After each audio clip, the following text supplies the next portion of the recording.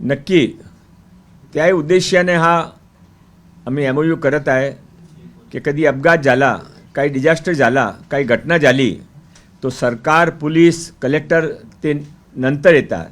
त्यापूर्वी जे स्थानिक लोक आहे त्याने हा शिक्षण एक वेळा मिळाला तो लगेच जे first our, 0 our, golden our त्यामध्ये जे करू शकता त्याच्या शिक्षण अनिरुद्ध बापूचे संस्थाचे लोक देणार आहे.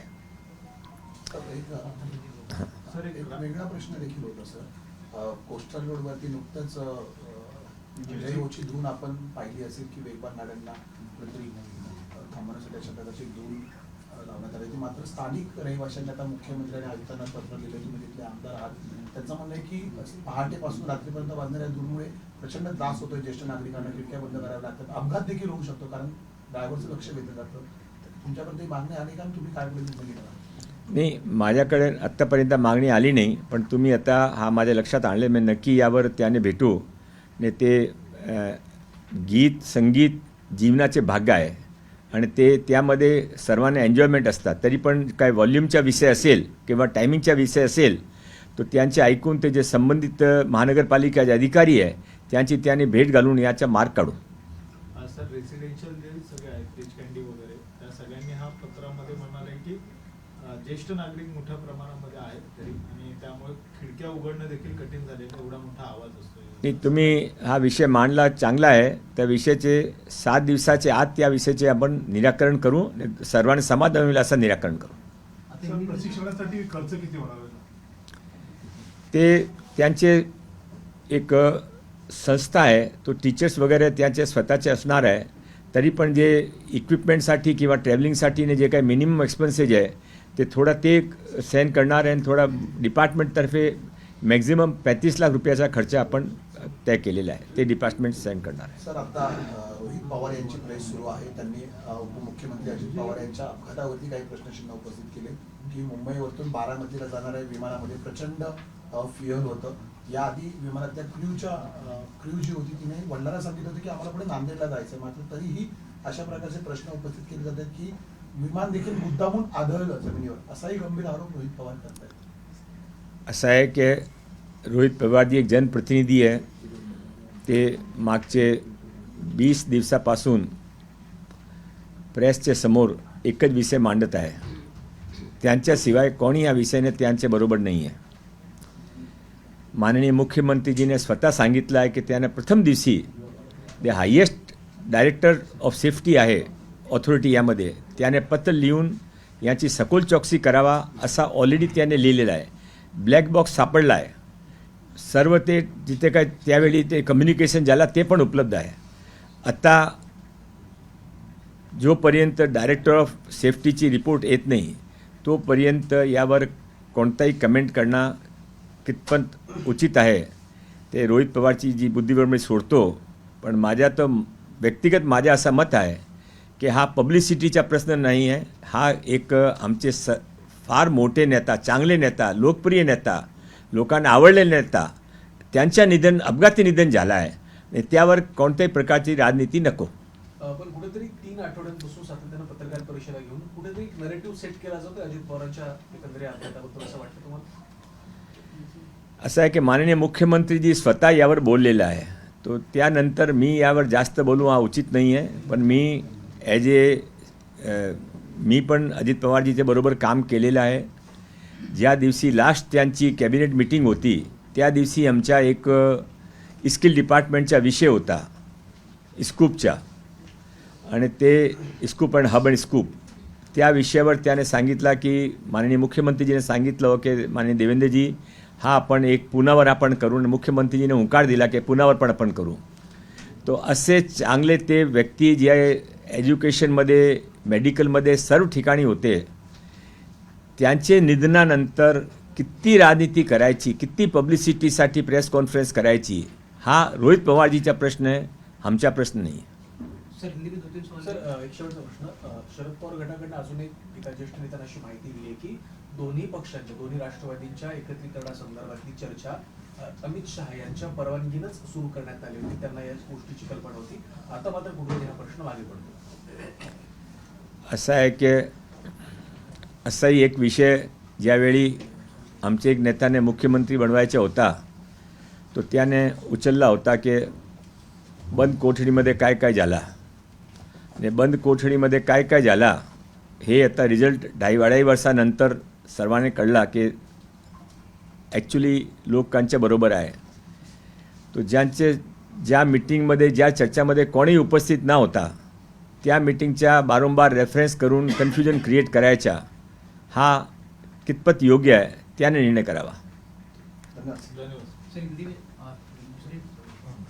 सर हिंदी मध्ये सर सबसे पहला सवाल, आज एमओयू साइन हो रहा है, एमओयू किसके साथ साइन हो रहा है, कितना बेनिफिट है, कितना उपयोग है, पूरा विस्तार से बताइए बारे में. यहाँ पर हमारे आईटीआई की जो हमारी डायरेक्टर हैं, कमिश्नर हैं, माधवी सरदेशमुख मैडम वो भी हैं, और अनिरुद्ध बापू प्रतिष्ठान के डिजास्टर मैनेजमेंट के श्री मंत्री जी और उनके साथी भी हैं.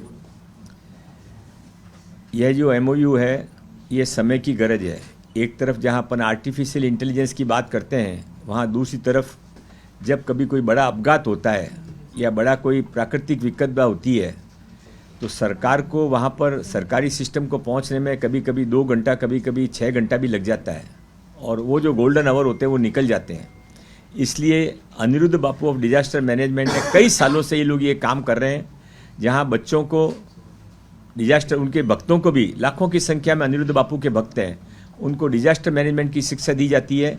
हमारे निवेदन पे इस बार उन्होंने हमारे महाराष्ट्र के 418 आईटीआई में 2 लाख बच्चों को देना स्वीकार किया है, जो अभी इस 1 महीने में शुरू हो जाएगा. क्या ये निःशुल्क रहेगा और कितने बच्चे और कितने दिन के लिए इसको? बच्चों के लिए निःशुल्क रहेगा. इसका थोड़ा खर्चा तो वो हमसे कोई अपने टीचर्स का खर्चा चार्ज नहीं कर रहे हैं, बाकी जो मिनिमम खर्चा वो 35 लाख रुपया करीब होता है वो स्किल डिपार्टमेंट उसका सहन करेगा, क्योंकि ये ज़रूरी विषय है.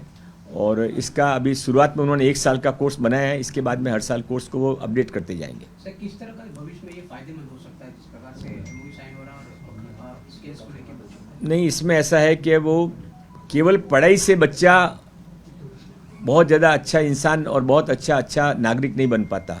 उसके लिए उसका पर्सनैलिटी डेवलपमेंट भी ज़रूरी है, और पर्सनैलिटी डेवलपमेंट के अंदर सामाजिक कार्यों का भी उसका भान होना चाहिए. अनिरुद्ध बापू जी एक इतना बड़ा नाम है कि सारे भारत नहीं, विश्व में लाखों लोग उनको मानने वाले, और जो उनके संपर्क में आता है उसके जीवन के अंदर धर्म का परिवर्तन, संस्कृति का परिवर्तन, समाज के प्रति सोचने का परिवर्तन और ईमानदारी ज़्यादा बढ़ जाती है. ऐसे अनिरुद्ध बापू के लोगों के द्वारा यदि डिजास्टर मैनेजमेंट का कोर्स बच्चों को सिखाया जाएगा तो बच्चों को नक्की फ़ायदा होगा. और इसके साथ में राष्ट्रीय स्वयंसेवक संघ का 70वां वर्ष है, तो जो पंच परिवर्तन इस बार के रखे गए हैं उसके अंदर के 2 विषय, एक कुटुंब प्रबोधन और एक नागरिक कर्तव्य, ये भी वहाँ पर प्रबोधन के रूप में बच्चों को अनिरुद्ध बापू के डिजास्टर मैनेजमेंट टीम की तरफ से इसी कोर्स के अंदर सिखाए जाएंगे. सर इससे जुड़ा अलग सवाल है, इसे हम बात करते हैं. आरएसएस प्रमुख मोहन भागवत जी, उन्होंने कहा है कि घुसपैठियों को, जो आपने मुद्दा भी उठाया था घुसपैठियों का, उन्होंने कहा घुसपैठियों को नौकरी ना दे, क्योंकि ये अगर नौकरी पाते हैं तो घुसपैठियों की और तादाद बढ़ती है. उनके इस बयान को कैसे देखते हैं आप? परम पूज्य सरसंघ चालक जी मोहन भागवत जी अतिशय विद्वान, अभ्यासु, और भारत के एक ऐसा भारत के अंदर हमको ऋषितुल्य व्यक्ति मिला है जिनके हर शब्द के अंदर गीता छुपी हुई है. और इसके लिए वो जो भी कहते हैं उसके ऊपर हम कमेंट करने का अधिकार हम में से किसी को भी नहीं है.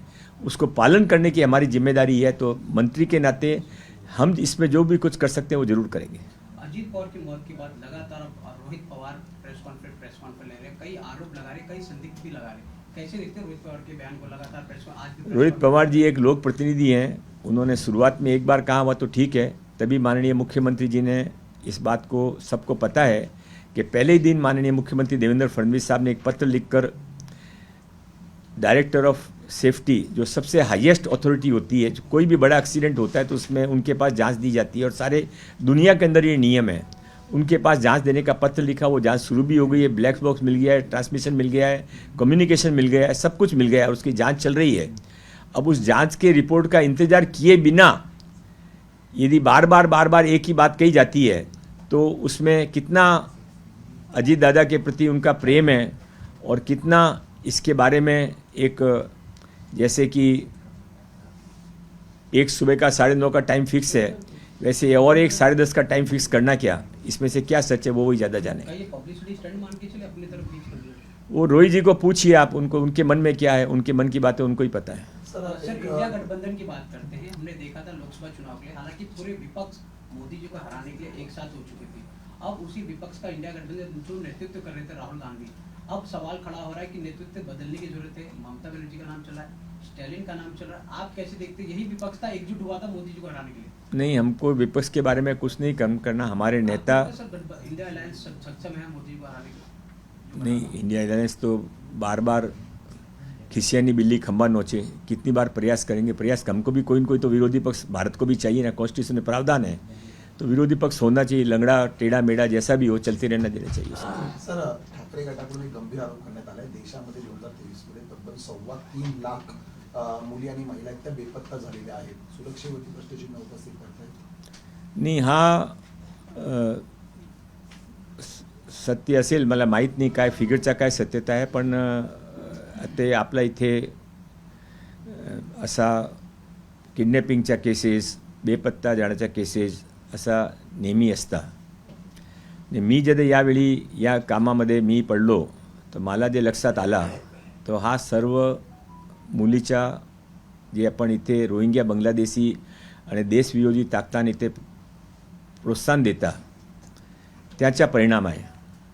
त्याने इथून तस्करी करून पाकिस्तानमध्ये आणि नॉर्थ ईस्टमध्ये पाठवला जाता. आणि याने प्रोत्साहन कोण देता, कोणाने बमविस्फोटचे आरोपीने फाशीची सजा नको असा पत्र राष्ट्रपतीने लिहिलं तर कोणाचे साईन होते, कोण त्यांचे बरोबर आहे. आता इथे त्यांच्या वोटासाठी कोण टिपू सुलतानचे नामाचे कोण ऐसा लोकांना समर्थन करता हा सर्वांना माहीत आहे. पण जे आरोप करता त्याने स्वतःच्या पूर्वी आपलं वस्त्र पाहिजे होतं की आमच्या वस्त्रामध्ये तर काही कालक नाही ना, त्याने ते वस्त्र त्या जोडून द्यावा, नंतर बोलावा. सर महिला सुरक्षा की बात करते हैं, इंदापुर में जहाँ पे लोकसभा एमपी वोटर्स हुए, वहाँ पे कल चलती राह में उनकी माता जी और भाई रहते हैं, दिन दहाड़े महिला को किडनैप किया जाता है. उसके बाद वहाँ पे इंदापुर में मुझे उस बात की जानकारी नहीं है. आज अपन एक बहुत अच्छा काम डिजास्टर मैनेजमेंट में कर रहे हैं, तो बाकी सब डिजास्टर्स के बारे में योग्य व्यक्ति योग्य जवाब देंगे. अपन ये इसका मैनेजमेंट कर लेते हैं.